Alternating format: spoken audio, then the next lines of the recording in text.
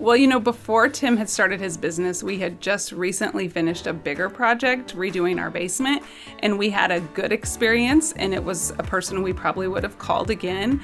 But knowing that Tim had just started his business, it was, again, just a very easy decision. Like, let's see what Tim has to say.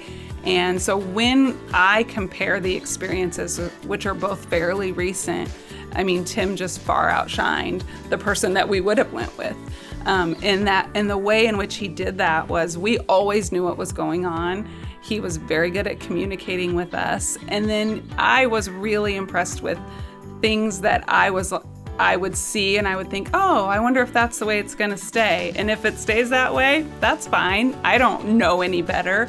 But Tim would come in and say, that's not okay, that needs to change, and get it done to a level of perfection that was even beyond what we would have probably been able to do on our own, because we don't know the industry standards or when it's okay or not okay to have people come back, look it over, redo something, and luckily we didn't have to worry about that. He just took care of it all.